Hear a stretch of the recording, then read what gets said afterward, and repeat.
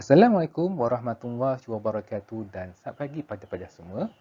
Jadi pada pagi ini dalam subjek kemahiran asas vokasional perabot, kita akan teruskan pembelajaran kita berkenaan dengan peralatan pertukangan.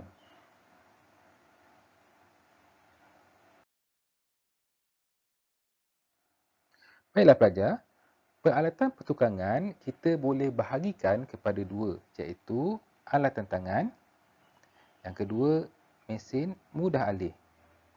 Jadi pada pagi ini kita akan lebih fokus kepada alatan tangan. Apakah tujuan kita menggunakan alatan pertukangan? Tujuannya ialah untuk memudahkan dan mempercepatkan penghasilan produk yang berkualiti.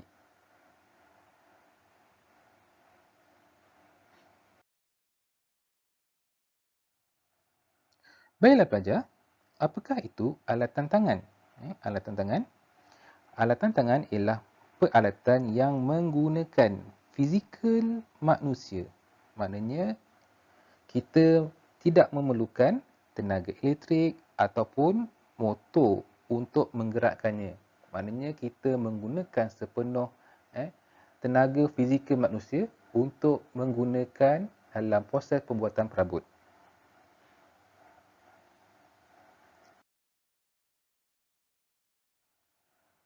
Berikut adalah peralatan pertukangan yang lebih kita fokuskan, itu alatan mengukur. Alatan mengukur. Okey, apakah dia alatan mengukur? Alatan mengukur yang pertama, pembaris keluli.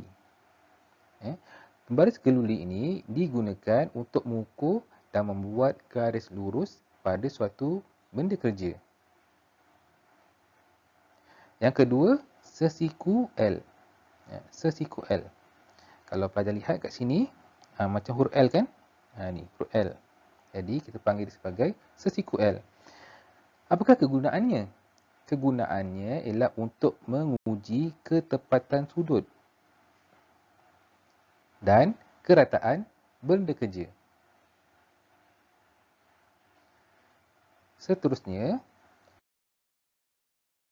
alatan mengukur iaitu pita pengukur. Ini biasa kita gunakan. Pita pengukur digunakan untuk mengukur jarak. Dan yang terakhir, tolok penanda. Tolok penanda ini digunakan untuk membuat garisan selari dengan benda kerja.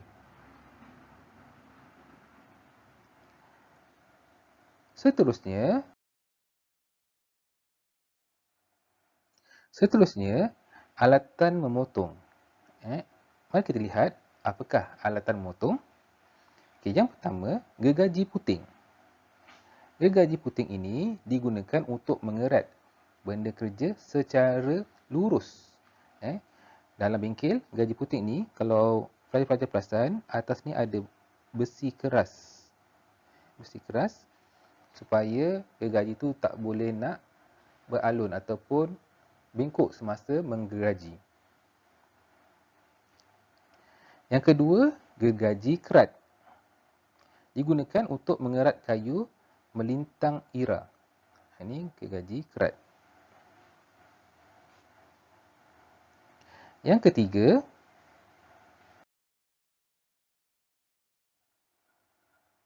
gergaji belah. Ini gergaji belah. Digunakan untuk membelah kayu mengikut ira. Yang terakhir, pahat.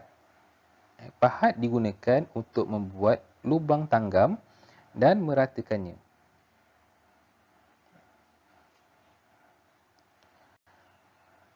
Seterusnya, berikutnya adalah alatan memasang. Mari kita lihat apakah alatan memasang. Yang pertama, ganding kayu. Ganding kayu digunakan untuk menukul pahat dan mengetuk bahagian projek semasa pemasangan. Memandangkan projek kita menggunakan kayu, jadi sepatutnya kita menggunakan ganding kayu ini semasa pemasangan supaya projek kerja kita tidak berlaku kecacatan. Yang kedua, tukul kuku kambing. Digunakan untuk mengetuk paku dan mencabut paku. Okey. Kat sini ialah bahagian yang digunakan untuk mencabut paku. Yang bahagian depan muka ni ialah untuk mengetuk paku. Seterusnya iaitu tukul Warrington. Tukul Warrington digunakan untuk mengetuk paku kecil pada tempat yang sukar. Kerana tukul ini adalah sangat kecil berbandingkan tukul kuku kambing. Dan yang terakhir, pemutar skru. Pemutar skru digunakan untuk melonggar dan mengetatkan skru. Kalau ikutkan, pemutar skru ni ada dua bahagian atau ada dua jenis, iaitu pemutar skru mata rata. Ini mata rata. Dan juga pemutar skru bunga Philip. Ini bunga Philip.